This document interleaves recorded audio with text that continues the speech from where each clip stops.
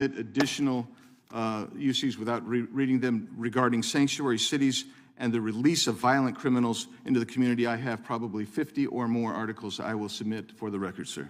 Without objection. The gentleman's time has expired. The chair recognizes Ms. Lofgren for 5 minutes. Thank you, Mr. Chairman.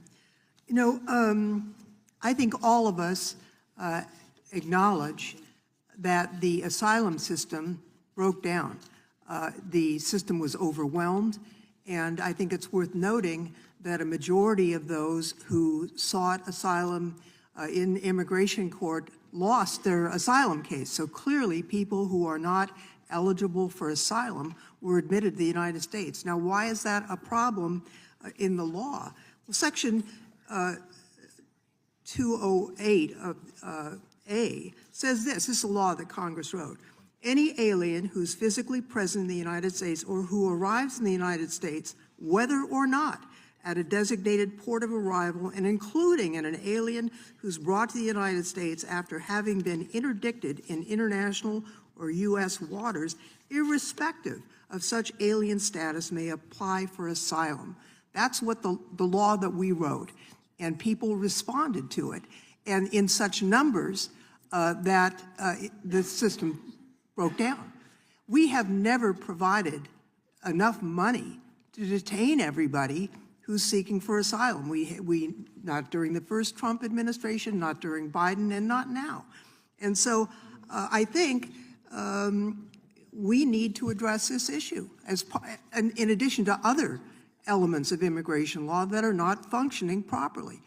Mr. Beer, 208A1 provides this really expansive opportunity for people to come and apply. It broke down. Now Trump has tried to use 212F of the Act basically to override the law.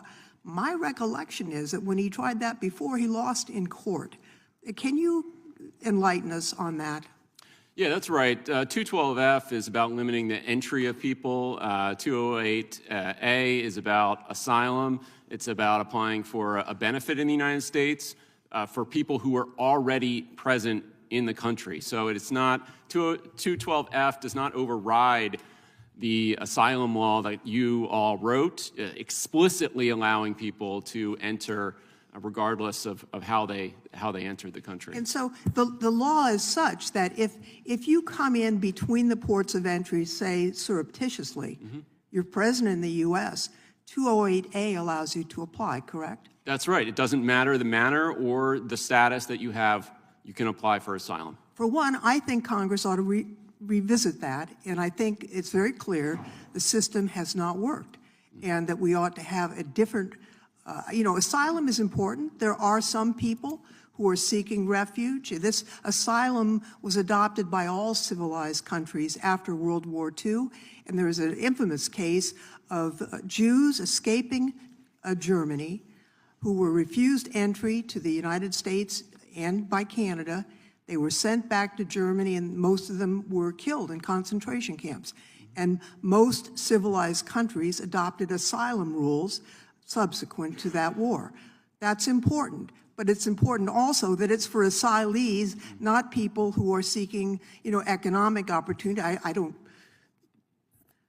dislike or hate someone seeking economic opportunities, but they're not asylees. So we need, Congress itself needs to address this issue, put some order so that we can have order at the border, and then if we have a need for people who are meeting economic needs in this country, there needs to be a more orderly way to deal with that as well. Let me just quickly ask you, if you can, there was an assertion that the 14th Amendment doesn't mean what it says. Can you address the 14th Amendment question for us, Mr. Beer?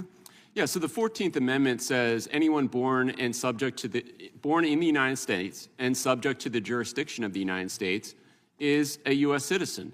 And the subject to, you know, what the executive order says is that all of these people who are children of guest workers or children of people without legal permanent resident status or citizenship are not subject to the jurisdiction of the United States, which is flatly absurd. That would mean they weren't here illegally. That would mean they're not subject to U.S. law, like a diplomat who has diplomatic immunity.